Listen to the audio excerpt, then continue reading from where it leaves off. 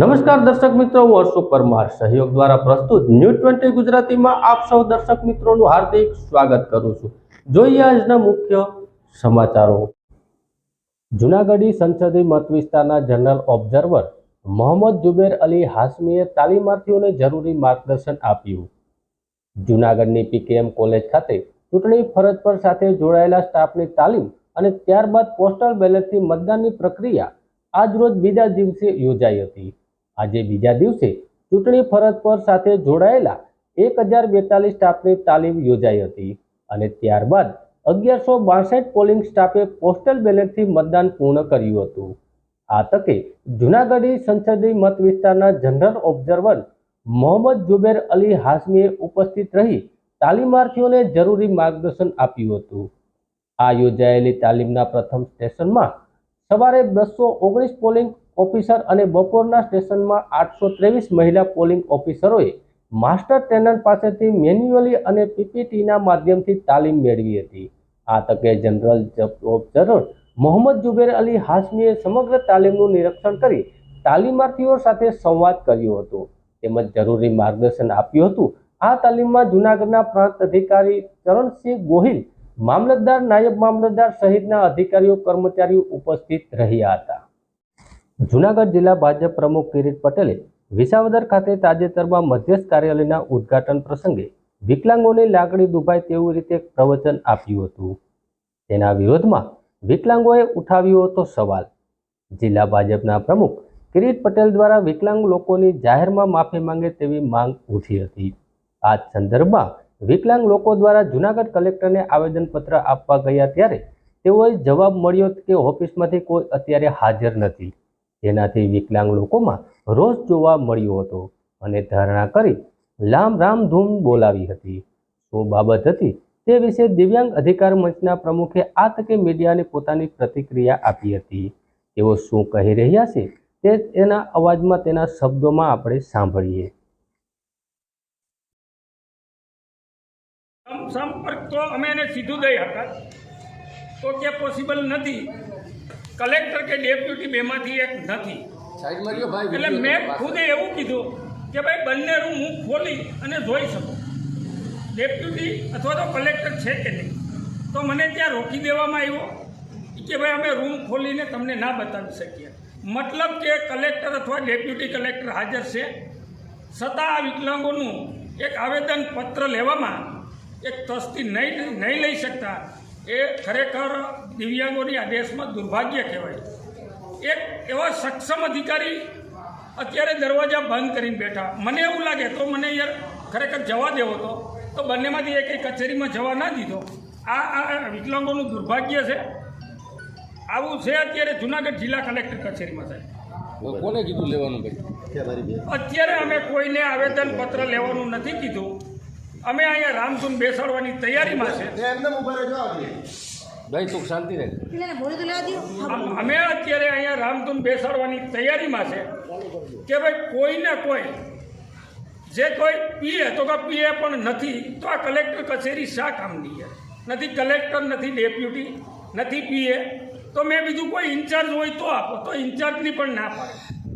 મતલબ કે અહીંયા બહુ મનમાની હાલતી હોય દિવ્યાંગો પ્રત્યે એવું મને લાગી ગયું છે અત્યારે। હવે અત્યારે અમે અહીંયા નીચે બેસી ખૂણા પર અને આપણે જૂનાગઢની જાણીતી સેવાભાવી સંસ્થા સત્યમ સેવા યુવક મંડળ દ્વારા કાળવા ચોક ખાતે વિનામૂલ્યે છાશ કેન્દ્રનો પ્રારંભ કરવામાં આવ્યો। આ ઉદ્ઘાટન પ્રસંગમાં દાતા વિરમભાઈ ભાટુ પરિવાર તેમજ ખોડભાઈયા પરિવાર દ્વારા દર વર્ષની જેમ આ વખતે ઉનાળાની કાળઝાળ ગરમીમાં જરૂરિયાતમંદ લોકોને રાહત આપવા માટે દર વર્ષની જેમ આ વર્ષે પણ ભાટુ પરિવાર અને ખોડભાઈયા પરિવાર દ્વારા સત્યમ સેવા યુવક મંડળના માધ્યમથી ઉકળતી ગરમીમાં જરૂરિયાતમંદ લોકોના કાળજા ઠારવા માટે શહેરીજનોના રાહદારીઓ માટે હંમેશા સત્યમ સેવા યુવક મંડળની સેવા રહી છે। ત્યારે સત્યમ સેવા યુવક મંડળના કાયમી દાતા દામજીભાઈ પરમાર દ્વારા છાશ કેન્દ્રને ખુલ્લું મૂકવામાં આવ્યું હતું।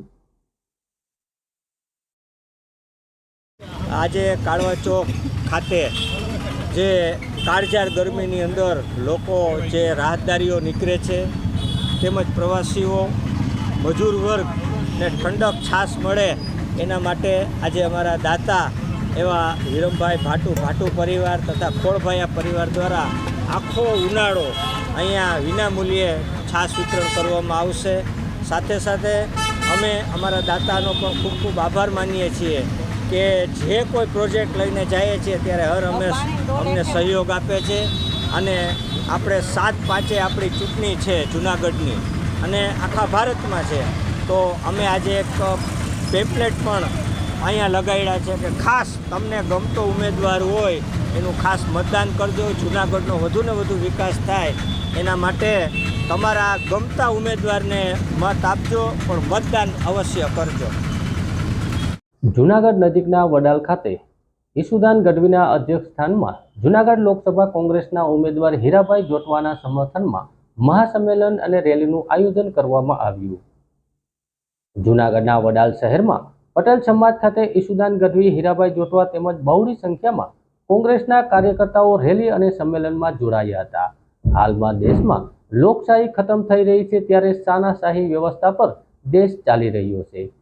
આજે આપણે સંવિધાન બચાવવા માટે ભેગા થયા છે. સંવિધાન છે તો આપણા હકો અને અધિકારો માટે આપણે લડાઈ કરવી પડશે. ત્યારે સંવિધાન હશે તો લોકશાહી જીવતી રહેશે. હીરાભાઈને જીતાડવા અપીલ કરવામાં આવી હતી, તેમજ કોંગ્રેસની જીતશે એવી આશા વ્યક્ત કરી હતી. તેમજ ભાજપ સરકાર પર આકરા પ્રહારો કર્યા હતા અને વડાલ શહેરમાં મોટી સંખ્યામાં લોકસભા બેઠકના કોંગ્રેસના ઉમેદવાર હીરાભાઈ જોટવાના સમર્થનમાં કાર્યકર્તાઓને લોકો ઉમટી પડ્યા હતા. એક ઘરે પહોંચ્યો તો મને દુઃખ એ વાતનો ઈશુદાનભાઈ હમણાં કીધું કે મેમ્બર ઓફ પાર્લામેન્ટ મેં એવું કીધું તું કે હું રાજનીતિમાં આવવા નથી માંગતો. મિત્રો, સૌથી મોટો ચીફ સેક્રેટરી કહેવાય, એનાથી પણ મારો પગાર વધારે હતો અને મારે કોઈને ઘરે જવાની જરૂર નહોતી. પણ જ્યારે ખેડૂતોની હાલત જોઈ, ગરીબોની જોઈ, વંચિતોની જોઈ, ત્યારે મેં વિચાર કર્યો કે મારું જે થવાનું છે થશે, પણ જો મારા જેવા વ્યક્તિઓ ખેડૂતોની વારે નહીં આવે ને તો 20 વર્ષમાં ખેડૂતોની એક પણ જમીનનો કટકો નહીં રહેવા દે. આ ભવિષ્ય એટલા માટે મારે પણ તકલીફ એ વાતની છે મિત્રો, જેમ હીરાભાઈએ વાત કરી કે અમારી ઇન્ડિયા ગઠબંધનની સરકાર આવશે આપણી તો ખેડૂતોનો દેવું માફ કરીશું, સ્વામિનાથન કમિશનના રિપોર્ટ પ્રમાણે ભાવ આપીશું. તમને ખબર છે સ્વામિનાથન કમિશનના રિપોર્ટ પ્રમાણે ભાવ આપવામાં આવે ને તો મગફળીનો ભાવ અત્યારે 2400 રૂપિયા મણ થાય. તમે વિચાર કરો, પાકની બહુ ખાઈ ગયા. હમણાં મને અહીંયા વડાળના પ્રશ્નો આપ્યા છે. હીરાભાઈએ લઈ લીધું ઇકો સેન્સિટિવ, એટલે હું નથી લેતો. બ્રિજનું લઈ લીધું. ગ્રાન્ટની વાત છે કે ગ્રાન્ટ આવે છે પણ ક્યાંક વળી જાય. ગ્રાન્ટને ભોગ આવી ગયા. વિચાર કરો, ગ્રાન્ટને ભોગ આવી.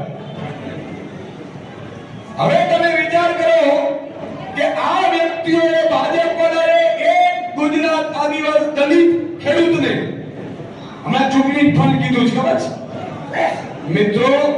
એક કંપની સાથે મળી ભાજપ વાળાએ 76 કરોડની કચ્છના એક ખેડૂતની જમીન અધિકારીઓને કહી અને 16 કરોડમાં લઈ લીધી. કેટલામાં? 16 કરોડમાં લઈ લીધી. પછી શું કર્યું? પછી 2 કરોડ આપ્યા અને બાકી કીધા કે હાલો આપણે કામ કરીએ, તમારી ઉપર ઇન્કમ ટેક્સ આવી શકે, આટલા રૂપિયા ખાતામાં આવે તો તમે છે ને એક ઇલેક્ટ્રોનિક બોન્ડ લઈ લ્યો, એમાં ડબલ થઈ જશે. એમ કરી અને દલિત ખેડૂત કચ્છના ને મિત્રો 13 કરોડ રૂપિયા ભાજપના ચૂંટણી ફંડમાં ઉચ્ચસ્યાઓ લઈ ગયા. ભાજપના ચૂંટણી ફંડ ઘણો તો તેરે અને બાજુમાં સ્કૂલ હતી, અલ્ફા સ્કૂલ, ત્યાં આઉટડોર પહેલું મહામંથન મારું જૂનાગઢ થી નખાયું હતું. અને આ વખતે સૌરાષ્ટ્રમાં આ સાઈડની પહેલી સભા હીરાભાઈ માટે છે, એટલે હીરાભાઈની જીત નથી. પણ મારે 2-4 વસ્તુ આપને કહેવી છે મિત્રો, જે હું તમને કહીશ. હીરાભાઈએ હમણાં વાત કરી, માનની સિદ્ધાર્થભાઈએ વાત કરી, કડિયાભાઈએ વાત, બાપુએ વાત કરી.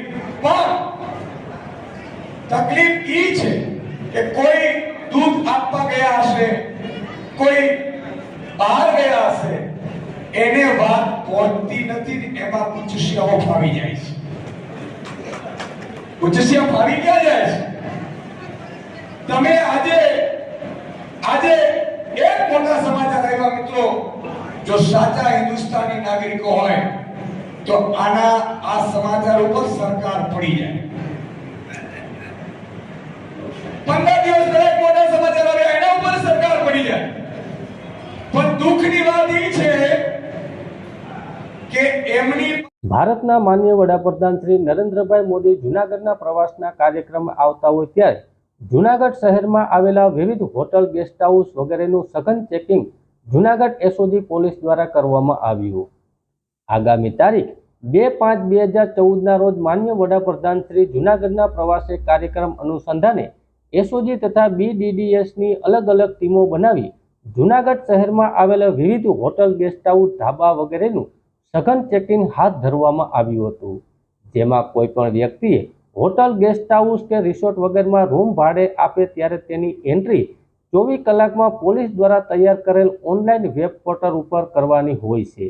જે બાબતે પથિક વેબ પોર્ટલ ઉપર કરવામાં આવેલી ઓનલાઈન એન્ટ્રીનું ચેકિંગ કરવામાં આવેલ તથા રજિસ્ટરો ચેક કરવામાં આવેલા હતા. તેમજ હોટલ, ગેસ્ટ હાઉસમાં રોકાયેલા મુસાફરોનું ચેકિંગ કરવામાં આવ્યું હતું. તેમજ એસઓજી તથા BDDSની ટીમો દ્વારા હોટલ, ગેસ્ટ હાઉસ, રિસોર્ટ, ધાબા વગેરેની અંદર તેમજ બહારના ભાગે સઘન ચેકિંગ હાથ ધરવામાં આવ્યું હતું.